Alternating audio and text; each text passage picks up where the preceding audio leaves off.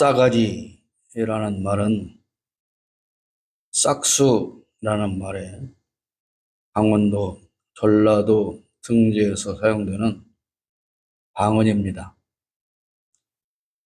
싹수는 어떤 일이나 사람이 앞으로 잘 될 것 같은 기미나 징조를 뜻합니다.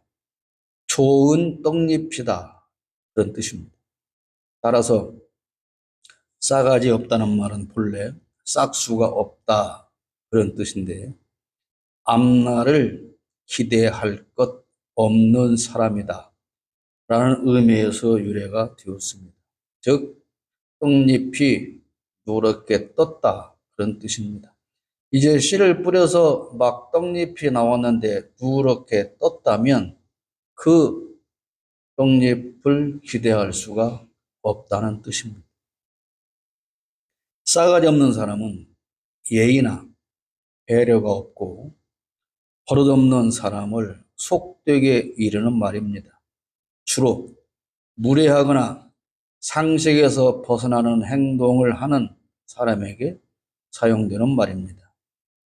싸가지 없는 사람은 일반적으로 타인의 감정에 무관심하거나 무례하게 행동을 합니다.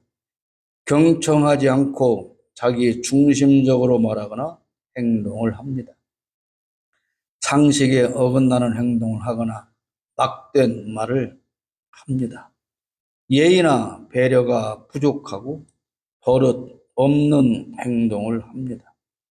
싸가지 없는 사람에게는 정중하게 자신의 감정을 표현하거나 아니면 무시하거나 단호하게 거리를 두는 것이 좋습니다. 이 이상은 AI가 설명해주는 싸가지에 대한 내용을 참조한 것입니다.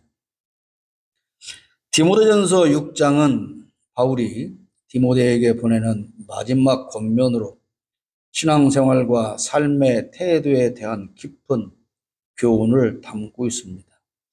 이 장은 신앙의 본질과 삶의 태도, 특히 돈과 권력에 대한 경고와 함께 하나님의 사람으로서 어떻게 살아야 하는지를 명확하게 보여줍니다. 1절부터 2절은 종과 상전의 태도를 설명합니다. 종들은 상전을 존경해야 하며 같은 교회 안에서 함께 신앙생활을 하는 상전이라도 가볍게 여기지 말고 더욱 잘 섬기라고 권면합니다. 이는 하나님의 이름과 교훈이 비방받지 않도록 하기 위함이라는 것입니다. 3절부터 5절에서는 바른 교훈과 경건의 태도를 말씀합니다. 예수 그리스도의 말씀과 경건에 관한 교훈을 따르지 않는 자는 교만하며 논쟁과 분쟁을 일으킵니다. 경건을 이익의 수단으로 삼는 자들을 경계하라고 합니다. 6절부터 10절까지는 돈과 욕심에 대한 경고의 말씀입니다. 자족하는 마음이 있으면 경건은 큰 유익이 됩니다. 부를 탐하는 자는 시험과 올무에 빠지고 돈을 사랑하면 모든 악의 뿌리가 된다고 경고합니다. 믿음에서 떠나 많은 근심으로 자신을 해치는 결과를 초래할 수 있습니다. 11절부터 16절까지는 하나님의 사람으로서의 삶이 어때야 하는지를 기록하고 있습니다. 디모데에게 의, 경건, 믿음, 사랑, 인내, 온유를 따르라고 권면합니다. 믿음의 선한 싸움을 싸우고 영생을 취하라고 강조합니다. 예수 그리스도의 재림까지 명령을 흠 없이 지키라고 당부합니다. 17절부터 19절까지는 부자들에게 주는 교훈입니다. 부자들에게 교만하지 말고 재물에 소망을 두지 말며 하나님께 소망을 두라고 합니다. 선한 일을 많이 하고 나누기를 좋아하며 너그러운 자가 되라고 권면합니다. 이것이 참된 생명을 취하는 길입니다. 하나님은 만왕의 왕, 만주의 주로서 영광과 권능을 받으실 분입니다. 20절과 21절에는 마지막 당부와 축복을 기록하고 있습니다.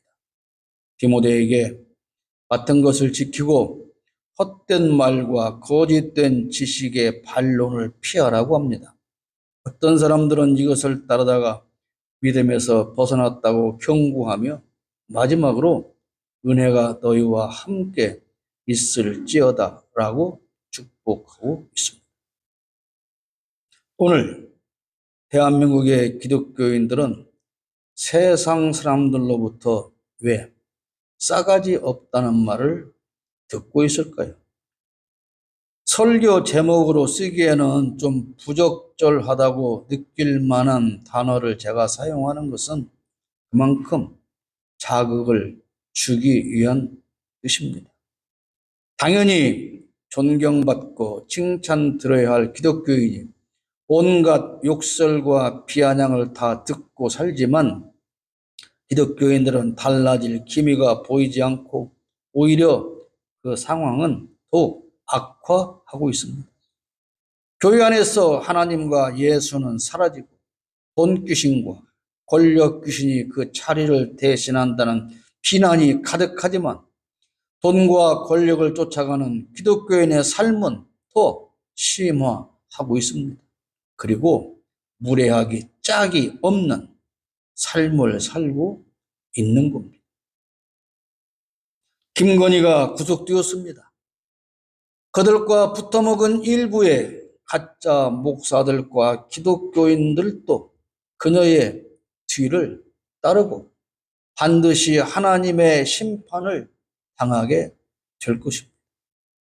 디모데는 바울의 제자이며 동역자로서 여러 지역을 함께 다니며 복음을 전했습니다. 바울은 이 디모데를 에베소 교회에 머물게 하고 교회의 질서를 바로잡고 이단거리를 경계하도록 했습니다. 디모데 전서와 디모데 후서는 디모데가 에베소 교회에서 사역할 때 바울이 보낸 서신으로서 목회자의 자세와 교회 운영의 원칙을 담고 있습니다. 당시 이 에베소 교회에는 상전과 종이 함께 신앙생활을 하고 있었습니다.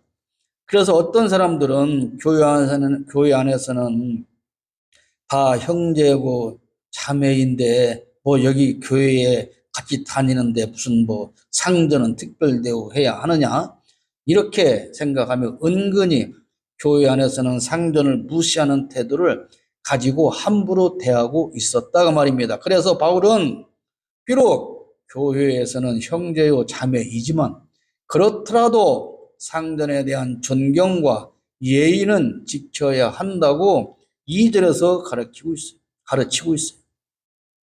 믿는 상전이 있는 자들은 그 상전을 형제라고 가볍게 여기지 말고 더 잘 섬기게 하라. 종들은 교회에서도 여전히 상전을 존중해야 세상 사람들로부터 비난받지 않게 된다는 겁니다. 그러면 하인들만 상전을 존중하고 상전은 하인을 여전히 무시해도 된다는 뜻입니까? 당연히 그렇지 않습니다. 상전도 역시 교회에서 하인을 종대하듯 무례하게 대하면 안 된다. 그 말입니다. 상전이든 하인이든 교회에서는 서로가 존중해야 한다. 그렇게 말씀하면서 교회에서는 잘난 체 하지 말라고 4절에 말씀하고 있어요.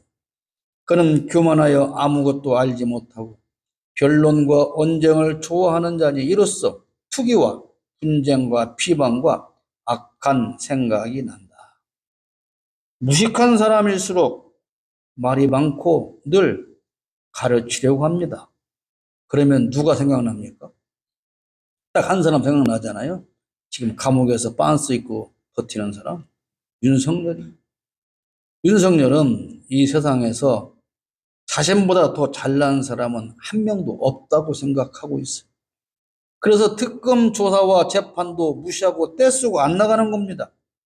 아니 내가 누군데 니까지 특검 따위가 날 오라 마라 하고 체포한다고 하고 조사하겠다고 난리야. 그런 거예요. 김건희 외에 누구의 지시도 따르지 않는 그야말로 싸가지 없고 엄한 방자한 인간입니다. 며칠 전에 그 어느 유튜브에서 그 증언이 나왔는데요. 한때 그 박근혜 시절인가 윤석열이 대구로 좌천되었던 적이 있었잖아요. 그러니까 대구에서 좌천되어 가지고 검사질 하는 게 좀 힘들다 느꼈는가 봐요. 그런데 김건희하고 최은순하고 어떤 사람이 식사하는 자리에 윤석열 전화가 왔다는 겁니다. 나 여기 힘들어서 못하겠다. 사표 내고 올라가겠다. 그랬더니 거기서 김건희가 여기서 차마 말로 전할 수 없는 이 새끼 저 새끼 뭔 새끼 너 올라오면 내가 너하고 살 것 같냐? 조용히 자빠져 있어라. 그러니까 알았어. 그리고 전화를 끊는 것을 옆에 밥 먹던 사람이 들었다는 거 아니에요. 김건희 외에 누구의 지시도 따르지 않고 그야말로 싸가지 없고 오만 방자한 인간이 윤석열이에요. 그런 윤석열이 최은순과 김건희 모녀에게 절대로 복종하는 것은 이유가 있습니다. 그 모녀가 자기를 키워서 검찰총장도 만들었고 대통령도 만들어줬다고 확실하게 믿기 때문에 그런 거예요.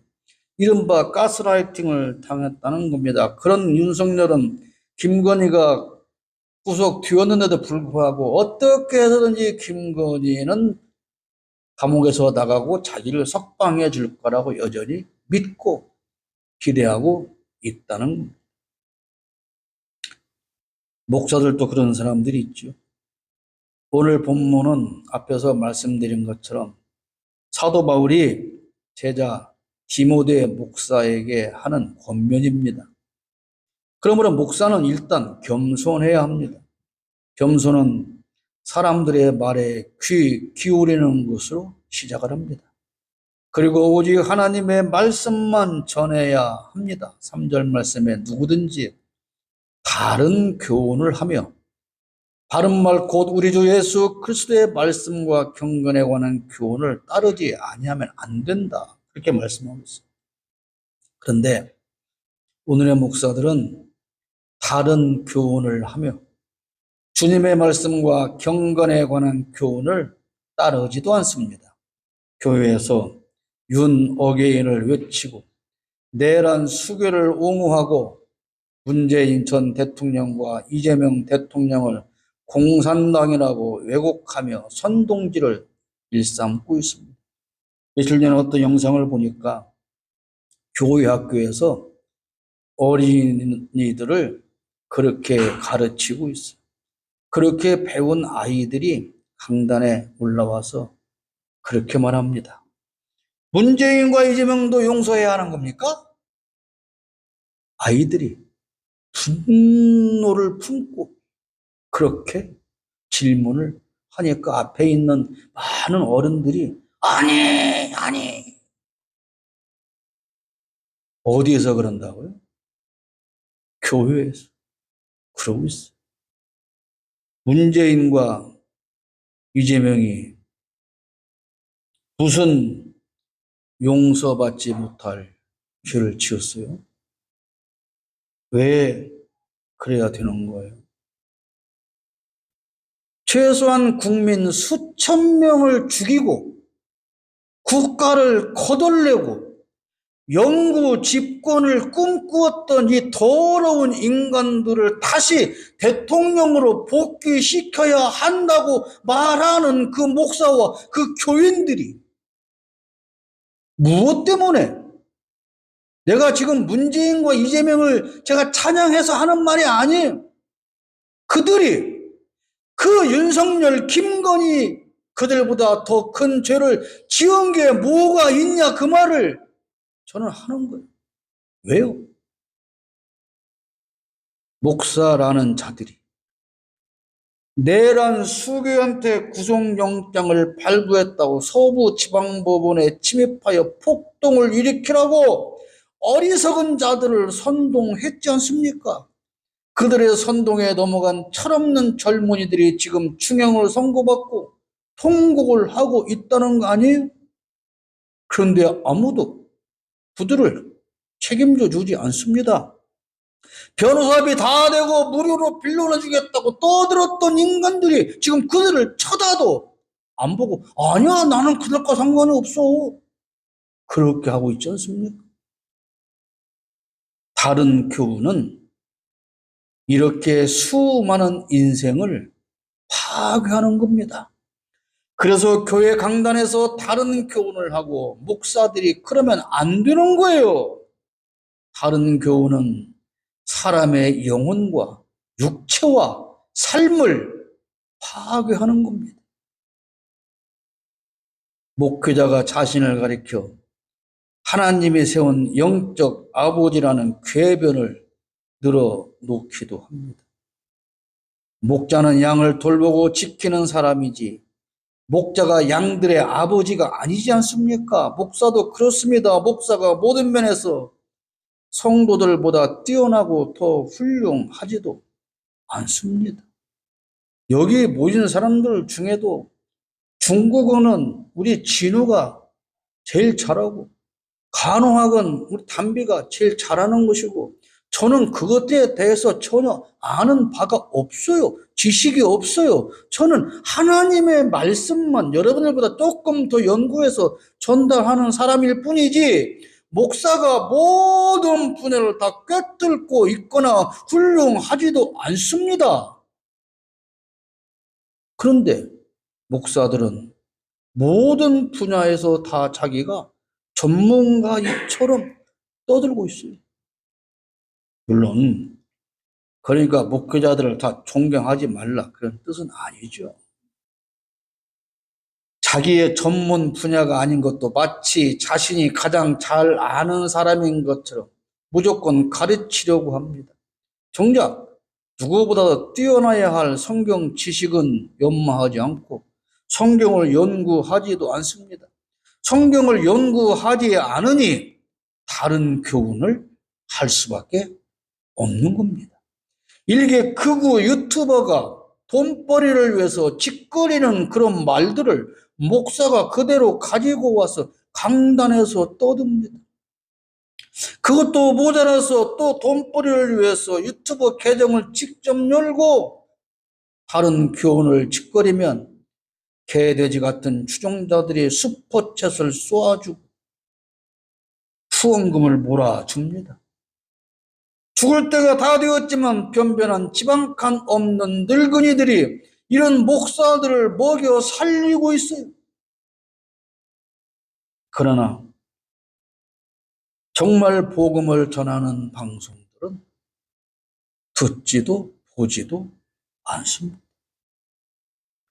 4절 말씀에 그는 교만하여 아무것도 알지 못하고 변론과 언쟁을 좋아하는 자니 이로써 투기와 분쟁과 비방과 악한 생각이 난다고 합니다. 교만하고 무식한 주제에 쓸데없는 변론과 언쟁을 좋아하고 투기와 분쟁과 악한 생각만 가득하여 누구에게나 무례하고 오만 방자해서 싸가지 없는 인간이라는 말을 들으며 살고 있는 거예요. 그들은 마음이 부패하여 경건을 이익의 방도로 생각합니다. 며칠 전 제가 골방 라이브에서 부패라고 하는 것을 설명해 드렸지 않습니까? 부패했다는 말은 생선이 완전히 썩어 문드러져서 그 생선 안에서 구더기가 바글바글바글 한 상태를 말하는 거예요. 부패했다는 말은 그런 뜻인 거예요. 그런데 목사와 기독교인들의 마음이 어떻게 됐어요? 부패했어요. 그렇게 완전히 썩어 문드러졌다 그 말입니다. 손을 댈 수도 없고 쳐다볼 수도 없어요. 5절 말씀에 마음이 부패하여지고 진리를 잃어버려 경건을 이익의 방도로 생각하는 자들의 다툼이 일어난다. 거룩한 목사로 가장해서 사실은 부패해 있는데 거룩한 목사로 가장하여 이익을 챙기려고 가짜 경건을 만들어 낸다 그 말이에요. 그래야 돈벌이가 되니까 가짜 경건을 만들어낸다. 위험적으로 보이는 목사들의 태도는 얼마나 거룩하고 경건하냐 그 말입니다. 온갖 좋은 말은 다 가져다 씁니다. 마음은 썩어 문드러져 구더기가 득실거리는데 그런 썩은 생선을 화려한 냉장고에 보관하는 것과 같습니다. 오늘 아침에요. 지금 그 국힘당 대표에 출마했다는 김문수가 무슨 조국과 윤미향을 사면했다고 지금 농성하고 있잖아요. 사진 보세요. 그 건물 엘리베이터 앞에 그 침대 놓고 이불 놓고 빤스바람에 자고 일어나서 이러고 앉았어요. 빤스바람에.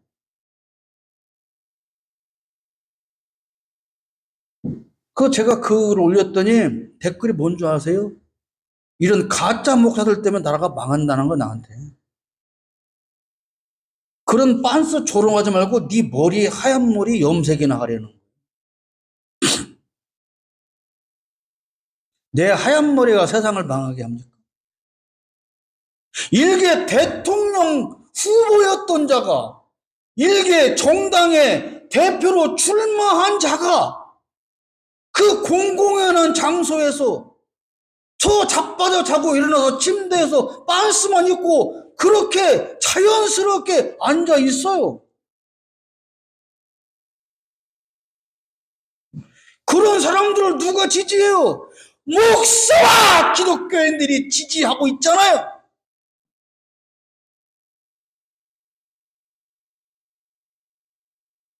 마음은 썩어 문드러져서 구더기가 득실득실 하는데 그런 썩은 생선을 화려한 냉장고에 보관하는 것과 뭐가 다르냐?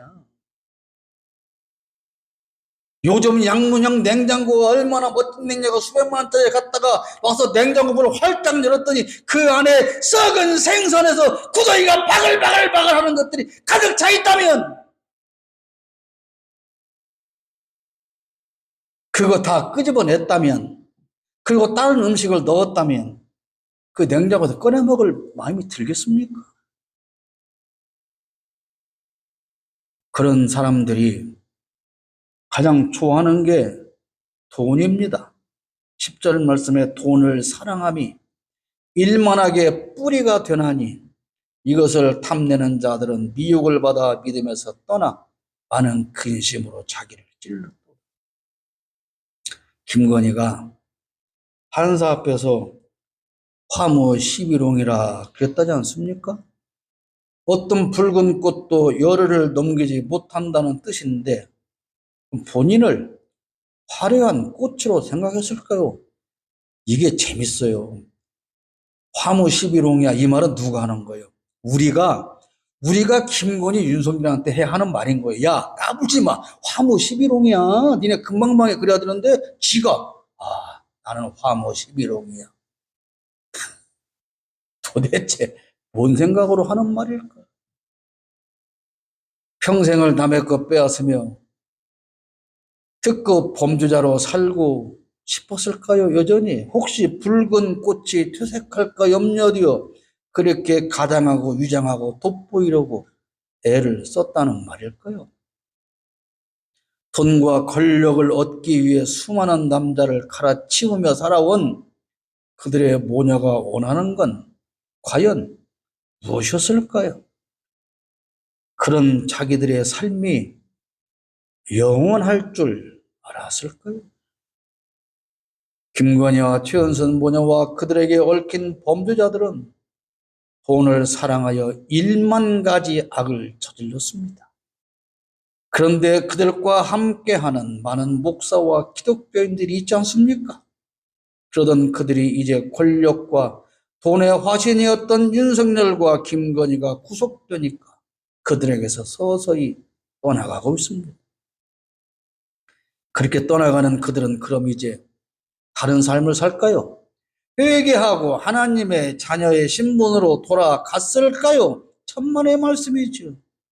그들은 이제 또 다른 권력을 찾아 줄을 서고 아부하며 더러운 돈을 챙기려고 하고 있을 겁니다. 득금 수사를 피해보려고 또 다른 권력자를 찾아다니고 있을 겁니다. 그들은 믿음에서 떠난 지 오래되었고 많은 근심으로 자기를 아프게 찌르고 있을 겁니다. 가진 자들이 왜 자식을 판사, 검사로 만들고 판사와 검사를 사유로 맞이할까요? 기독교인 재벌들은 안 그럴까요? 불이한 재물을 얻기 위해 범죄하고 처벌을 피하기 위한 것 아닙니까? 교회 장로인 서희건설의 대표가 그런 사실을 증명해 보여주고 있지 않습니까? 이 서희건설의 대표는 국가조찬기도회 회장을 역임했습니다. 국가를 위하여 기도하겠다고 하는 그런 기도회 회장으로서 모든 권력자들을 다 모아놓고 국가조찬기도는 그 자리에 계엄사령관 박한수도 있었고 여러 범죄자들이 그게 다 포함도 있었지 않습니까? 그런 기도회를 통해서 권력과 가까워지고 불법을 덮으려고 하나님을 팔아 먹고 있는 것 아닙니까?